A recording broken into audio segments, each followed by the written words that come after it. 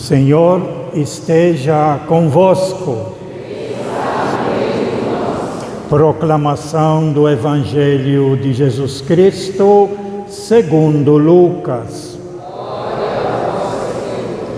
Quando se completaram os dias para a purificação da mãe e do filho, conforme a lei de Moisés, Maria e José levaram Jesus a Jerusalém, a fim de apresentá-lo ao Senhor. Conforme está escrito na lei do Senhor, todo primogênito do sexo masculino deve ser consagrado ao Senhor. Foram também oferecer o sacrifício, um par de rolas ou 2 pombinhos, como está ordenado na lei do Senhor.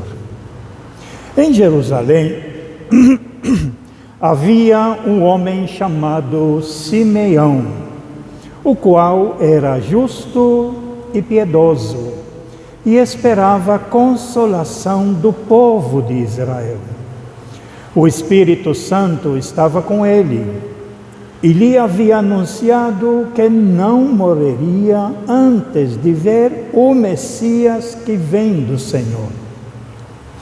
Movido pelo Espírito, Simeão veio ao templo.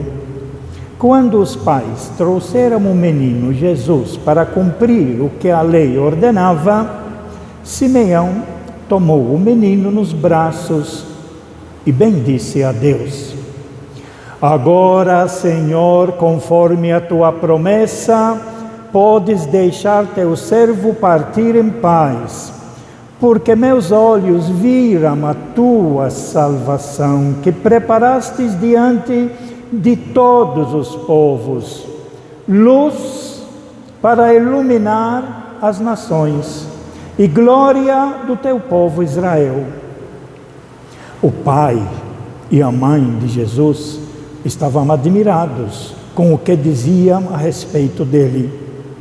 Simeão os abençoou e disse a Maria, a mãe de Jesus: este menino vai ser causa tanto de queda como de reerguimento para muitos em Israel. Ele será um sinal de contradição. Assim serão revelados os pensamentos de muitos corações. Quanto a ti, uma espada te traspassará a alma. Havia também uma profetisa chamada Ana, filha de Fanuel, da tribo de Asser. Era de idade muito avançada. Quando jovem, tinha sido casada e vivera 7 anos com o marido. Depois ficara viúva. E agora já estava com 84 anos. Não saía do templo, dia e noite, servindo a Deus com jejuns e orações. Ana chegou nesse momento e pôs-se a louvar a Deus e a falar do menino a todos os que esperavam a libertação de Jerusalém. Depois de cumprirem tudo conforme a lei do Senhor, voltaram a Galileia, para Nazaré, sua cidade. O menino crescia e tornava-se forte, cheio de sabedoria, e a graça de Deus estava com ele. Palavra da salvação.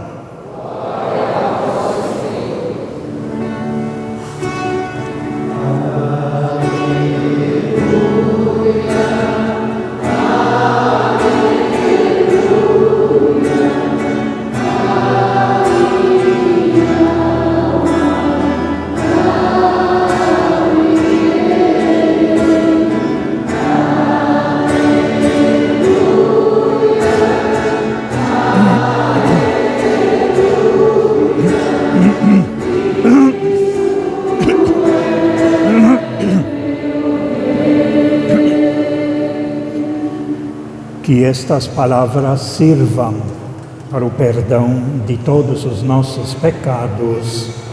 Amém. Podemos ficar sentados.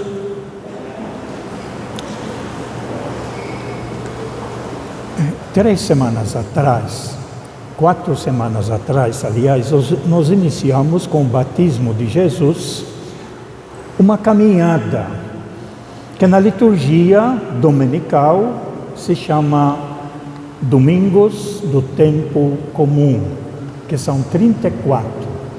E nesses 34 domingos do Tempo Comum, terminando com a festa de Cristo, Rei dos Judeus, Cristo, Rei do Universo, a Igreja nos apresenta quem é esse sobre qual se fundamenta a nossa fé, que é Jesus. Deveríamos estar celebrando hoje a leitura do 4º domingo do Tempo Comum, dando sequência à leitura da semana passada, onde Jesus se apresentou com o seu projeto. Um projeto para abrir os olhos dos cegos, libertar os prisioneiros e proclamar um ano de graça do Senhor, onde todos estavam com os olhos fixos nele. E Jesus disse: hoje realizou-se esta palavra que acabaram de ouvir, citando na realidade um texto do profeta Isaías, que Jesus aprovou, porque o resto do texto Jesus não aprovou, portanto ele não assumiu e não leu. A sequência dessa leitura do 4º domingo do Tempo Comum vai se desembocar na recusa. O povo recusa Jesus. E no final da leitura que deveríamos estar lendo hoje, 4º domingo do Tempo Comum, eles queriam levar Jesus numa montanha para precipitá-lo daí. Foi a primeira condenação de morte que nós temos no Evangelho de Lucas. Logo no primeiro dia que Jesus entrou na sinagoga e proclamou essa frase do profeta Isaías, não aceitando a vingança de Deus e não aceitando mostrar que tem um povo superior a outro povo, como aparece na leitura capítulo 61 do profeta Isaías. Mas a igreja hoje teve que parar um pouco essas leituras do domingo do Tempo Comum, porque caiu exatamente hoje, dia 2, uma outra festa sobre Jesus muito importante e que acaba pegando força e superando o domingo do Tempo Comum, o 4º. Se vocês forem contar bem, desde o nascimento de Jesus, 25 de dezembro, até hoje, passaram 40 dias. Os 40 dias que são mencionados aqui na nossa leitura, onde após 40 dias da mãe gerar o filho e fazer todo o serviço de purificação, ela deveria ir ao templo apresentar o menino e resgatar esse menino, porque segundo a lei do Antigo Testamento, que aqui é chamada 3, 4, 5 vezes a lei do Senhor, que é a lei de Moisés, que é a lei que está na tradição religiosa do povo judeu no Antigo Testamento, deveria ir oferecer ao Senhor um sacrifício para resgatar de novo o filho, ficar com ele, porque segundo a tradição dos judeus, na religião judaica, que já foi superada, isso pelo Novo Testamento, o filho primeiro pertence a Deus e a mãe ou os pais têm que resgatá-lo oferecendo um sacrifício de um animal ou então, como diz aqui, 2 pombinhos que eles ofereceram, foram para oferecer, mostrando que eles eram pobres. Porque os ricos, o que tem dinheiro, ofereciam um animal, uma vaca, para o templo, que custa muito, muito mais. Ou oferecia outro animal, mas como eles eram pobres, isso é uma primeira característica que nós confirmamos exatamente aquilo que aconteceu no dia do nascimento de Jesus, que nós celebramos aqui, a noite de Natal, onde percebemos que esse Jesus nasceu numa gruta ou numa casa longe de Jerusalém, lá na periferia, em Belém, confirmando, portanto, que Jesus é um ser humano. Que isso é confirmado na leitura, a segunda leitura que a igreja escolheu para nós hoje, da carta carta aos Hebreus, onde tem um único lugar no Novo Testamento onde fala Jesus é o sumo sacerdote. É nessa carta só aos Hebreus. É muito importante, onde nessa carta o autor ele tenta mostrar a superioridade do sacrifício de Jesus na cruz a qualquer outro sacrifício que o povo todo oferecia a Deus, que não chegava a perdoar os pecados e tinha que repetir e repetir e repetir, enquanto o sacrifício de Jesus Cristo na cruz, como diz a carta, aquele que tinha o poder da morte, isso é libertar os que por medo da morte estavam a vida toda sujeito à escravidão. É Ele que nos libertou. Isso está na nossa segunda carta aos Hebreus, onde mostra também um outro fator muito importante, que Jesus, esse menino que nasceu, ele nasceu pobre, nasceu gente como a gente, como tem falado nas outras homilias, tendo a carne da nossa carne e o sangue do nosso sangue, o osso do nosso osso, assim como inicia, visto que os filhos têm em comum a carne e o sangue, também Jesus participou da mesma condição humana. Isso é um fato que é repetido na nossa missa hoje, porque, por assim dizer, o tempo de Natal, do nascimento de Jesus, fecha hoje, com a apresentação de Jesus, na festa da apresentação de Jesus no templo. Portanto, primeira coisa muito importante, Jesus é um ser humano, gente como a gente, nasceu como nós, e nasceu na situação da maioria da população que existe no mundo todo, que é a pobreza.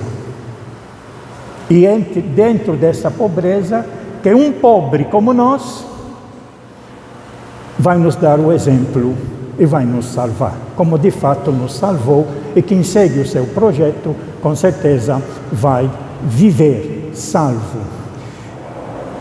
Dentro dessa perspectiva que nós temos na nossa leitura, na chegada para Jerusalém, para oferecer o sacrifício, nós temos, parece que uma parada, não entraram no templo ainda. Não sabemos se depois Maria e José fizeram o sacrifício e ofereceram ou não, não diz a leitura. Diz que lá encontraram duas pessoas. Primeira pessoa que é apresentada aqui, um homem. Em Jerusalém havia um homem chamado Simeão. A palavra Simeão, ela tem o sentido no hebraico, ouvir, aquele que ouve a Deus, aquele que escuta o que Deus diz e tenta vivê-lo. Então, em Jerusalém havia um homem chamado Simeão, o qual era justo e piedoso. São características que são ditas àqueles que seguem a lei de Deus, né? Para outras pessoas também. Para José falou, né? Justo e piedoso, José. Também para aquele centurião, no capítulo 10 dos Atos dos Apóstolos, era justo e piedoso. Ele ajudava os outros, né? E esse homem, Simeão, esperava a consolação do povo de Israel, porque o povo de Israel, na realidade, sofreu muito. Foi levado para a escravidão, ficou lá 50 anos, 500 anos antes de Cristo, mas depois disso nunca conseguiu se libertar da dominação dos inimigos. Nessa época, como nós vimos na noite de Natal, era o Império Romano que estava dominando e escravizando todo o povo de Israel. Então, movido pelo Espírito, o Espírito Santo estava com Simeão e lhe havia anunciado que não morreria antes de ver o Messias, o ungido, o Cristo, que Cristo significa Messias, significa ungido. Então que ele não morreria antes de ver o Messias que vem do Senhor.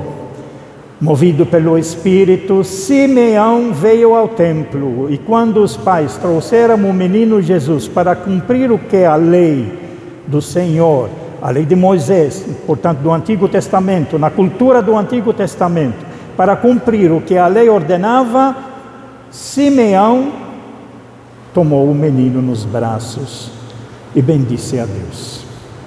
É a profecia agora desse velho chamado Simeão, que diz assim: agora, Senhor, conforme a tua promessa, essa é a promessa dita pelos profetas do Antigo Testamento, que Deus vai mandar alguém para libertar o seu povo de Israel.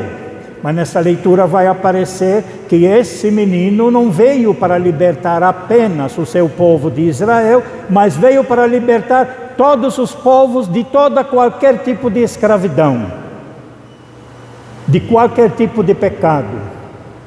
E portanto esse Simeão vai colocar isso na sua oração: Senhor, agora, conforme tua promessa, podes deixar o teu servo agora partir em paz. Por quê? Porque meus olhos viram a tua salvação. Jesus, esse menino que está nas mãos desse Simeão. Porque meus olhos viram a tua salvação. Agora esse que é o Salvador. Salvador não como Davi, não como Moisés, não como os profetas do Antigo Testamento, nem como João Batista, que veio preparar o caminho. Salvador diferente. Salvador que nos vai mostrar e poder colocar o seu projeto, o seu ensinamento, o seu exemplo em todas as culturas, em todos os povos, como vai expressar agora. Porque meus olhos viram a tua salvação, que preparaste diante de todos os povos. Essa é muito importante a gente perceber. Jesus, Deus quer a salvação de todos, e não apenas do seu povo, descendentes de Abraão, que é chamado povo de Israel. Mas Jesus veio, viu a salvação para todos os povos. E aí a frase importante de toda a liturgia nossa hoje: luz para iluminar as nações. É o canto que foi cantado no início: deixa a tua luz entrar. A luz de Deus vai entrar em nós se nós conhecemos Jesus, se nós conhecemos o seu projeto, se nós conhecemos o seu ensinamento, se nós conhecemos e vivemos o exemplo dele na nossa vida. E esse exemplo de Jesus deve ser apresentado a outro. Não religião, amor, fraternidade, paz, comunhão, solidariedade, misericórdia. É esse que vai nos salvar. Se vocês perceberem na vida, estudando o que acontece no mundo, vocês percebem a religião, que é uma cultura surgida no povo de Israel, surgida em outros povos, no povo chinês, que tem a sua religião, no povo da Índia, que tem a sua religião, da África, tantas e tantas religiões. As religiões, normalmente, por serem criações nossas, elas brigam entre si, porque cada um quer se prevalecer mais que a religião do outro. O amor não gera conflito. O projeto de Jesus, ele vai dizer, vai gerar conflito. Por quê? Porque tem aqueles que abrem o seu coração e aceitam o projeto de Jesus para viver e realizar esse projeto na sua vida, promovendo a fraternidade e a paz. Mas tem outros que reagem contrário. Isso que vai aparecer daqui a pouco no texto que vai falar para a Mãe Maria. Então agora, Senhor, conforme a tua promessa, podes deixar teu servo partir em paz, porque meus olhos viram a tua salvação, que preparastes diante de todos os povos, luz para iluminar não apenas esse povo de Israel, mas para preparar para todas as nações do mundo. É a ideia característica fundamental que Jesus nos trouxe, que não tinha no Antigo Testamento, porque no Antigo Testamento Deus ama o seu povo de Israel, descendente de Abraão. Jesus diz: Deus ama o seu povo, que são todos os povos, todas as nações, todas as raças, todas as línguas, porque todos somos seus filhos. Ele é o nosso Criador, por isso que chamamos de Pai. E quando chamamos Deus de Pai, a fé verdadeira nos diz: então você tem irmãos.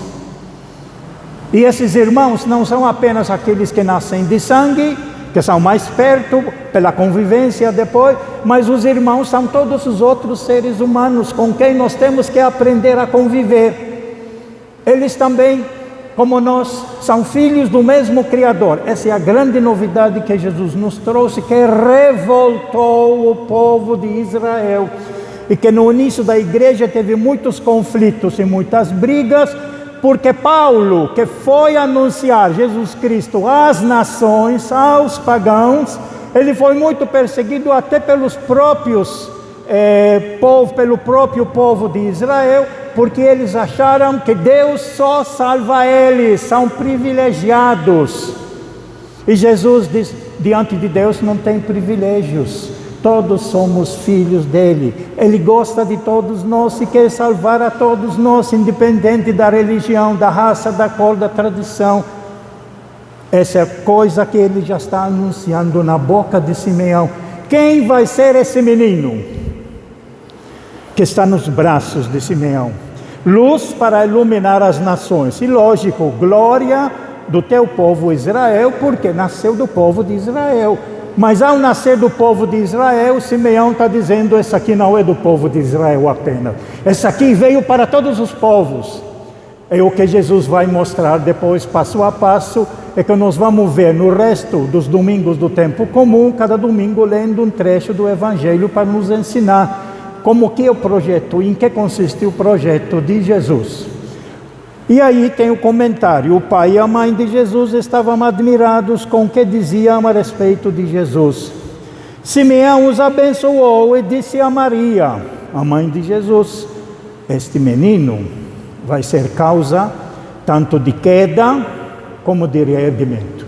Isso que a gente tem feito, que tem mostrado também diante de Jesus na cruz, que a sua atitude na vida, o que ele fez, levou para ser condenado injustamente, mas lhe custou a vida para curar o cego, curar o coxo, para recuperar a vida dos doentes. Isso, diante das autoridades, foi uma afronta para eles, porque o povo corria atrás de Jesus e disseram: essa aqui não pode continuar, nós temos que tirá-lo do meio, e crucificaram na cruz.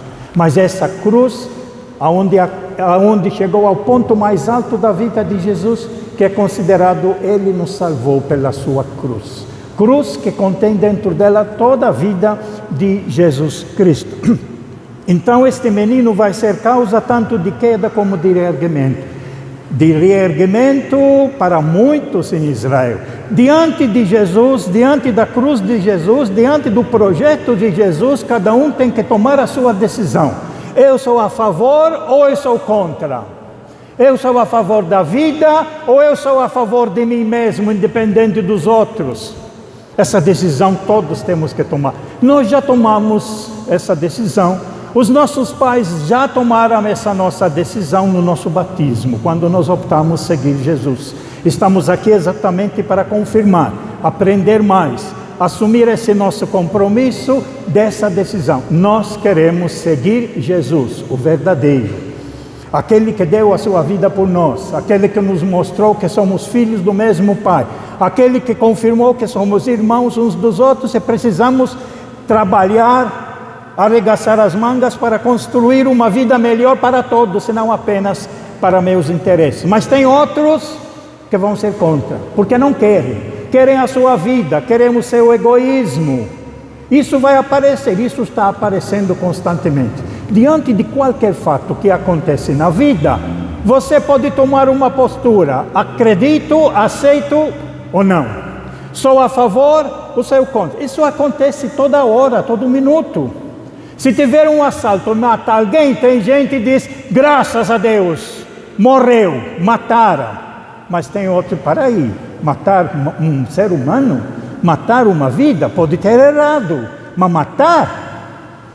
Sempre temos que reagir, ou a favor ou contra, em tudo que acontece. Quanta gente na história aceitaram, até em nome de Jesus, com orações, projetos que mataram os outros. Até na história da nossa igreja temos impingido isso na nossa história, onde religiosos tomaram parte para matar outras pessoas porque discordavam, porque tinham opinião diferente. Isso faz parte da nossa história. Portanto, quando ele disse aqui, este menino vai ser causa tanto de queda como de reerguimento para muitos em Israel. Ele será um sinal de contradição. Uns entendem de um jeito e seguem, outros entendem de outro jeito e vivem numa ilusão, num egoísmo. A opção tem que ser feita.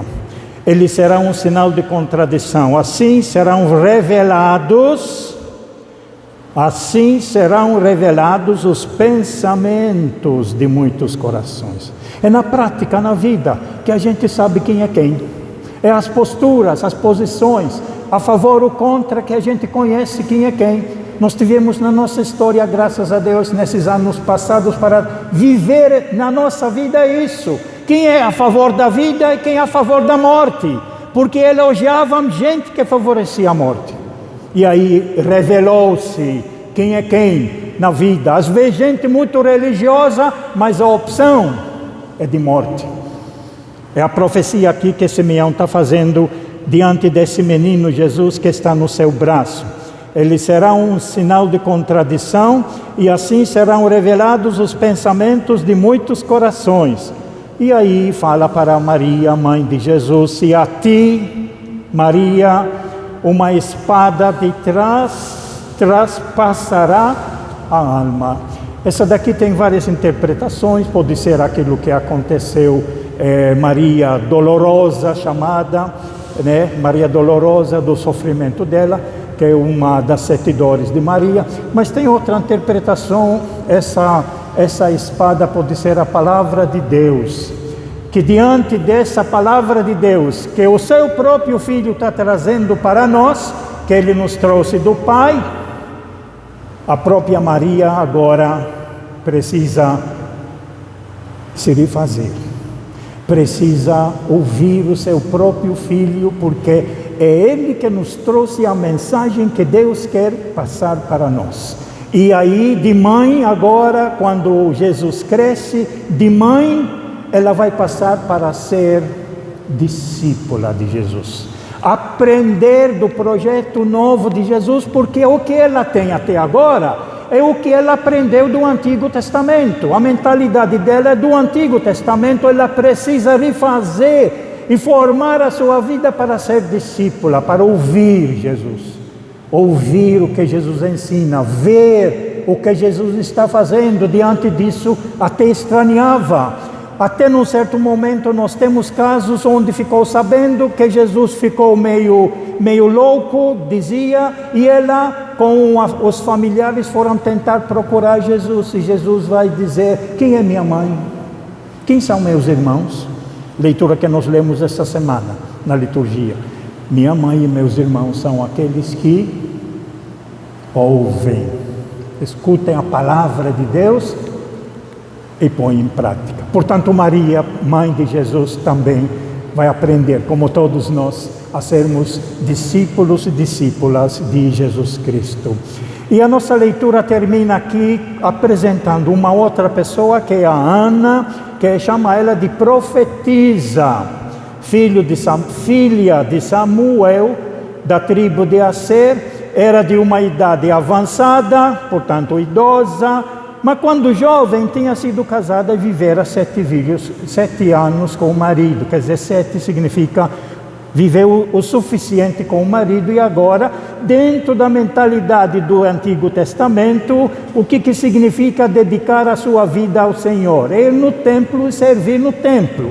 Isso é do Antigo Testamento, porque Jesus vai nos apresentar outra alternativa verdadeira. O que é que servir a Deus? E Ele vai nos mostrar servir a Deus quando nós servimos os irmãos. Servir a Deus quando nos ajudamos uns aos outros. Servir a Deus quando nós criamos fraternidade. Servir a Deus quando lutamos para construir a paz. Quando lutamos contra as injustiças, é servir a Deus no projeto de Jesus. No Antigo Testamento, servir a Deus era ir na igreja daquele tempo, no templo, e ficar rezando, ficar louvando, como é apresentado. Os dois velhos, tanto Simeão como a profetisa Ana, estão idosos e velhos, mas estão vendo a novidade que vem chegando, e para aceitar essa novidade que é Jesus, que está nos braços de Simeão. Depois ela ficara viúva e agora já estava com 84 anos, olha os números, é 12 vezes 7, 12 as 12 tribos de Israel, 7 pode significar todas as nações, mostrando que esses 84 anos agora precisam ser abertos para todos os povos. Não saía do templo dia e noite, servindo a Deus com jejuns e orações, dentro da mentalidade do Antigo Testamento. Ana chegou nesse momento e pôs-se a louvar a Deus e falar do menino a todos os que esperavam a libertação de Jerusalém. E aí temos a conclusão. Depois de cumprir tudo, fazer aquilo que era necessário no templo, por isso a apresentação do Senhor, para resgatar a criança, oferecer o sacrifício, conforme a lei do Senhor, de novo no Antigo Testamento, eles voltaram a Galileia, para Nazaré, sua cidade. O menino, 3 coisas: crescia fisicamente e ficava forte, cheio de sabedoria. Sabedoria, conhecer e fazer o que é verdadeiro, o que gera vida, o que Deus realmente deseja. E aí mostra que a graça de Deus estava com o menino para crescer. É interessante perceber aqui uma palavra, crescia, porque tem muitos que pensam que Jesus, mesmo criança, nascendo em Belém, já sabe de tudo, já conhece tudo. Isso é uma falsidade, é um engano. Jesus crescia como ser humano de sangue, de osso, de carne, como nossa carne, como qualquer criança pequena, que a mãe vai ensinar a essa criança. A mãe, que é orientadora até a idade de 30 anos, no caso de Jesus, agora ela vai se tornar discípula, mas Jesus cresceu e aprendeu, como nós crescemos e aprendemos. E quando nós percebemos que não é o caminho, seremos capazes de mudar esses nossos trilhos, esse nosso caminho, para poder realizar aquilo que Deus deseja, explicado para nós pelo seu Filho Jesus Cristo, construirmos o seu reino de fraternidade e de paz. Louvado seja nosso Senhor Jesus Cristo. Creio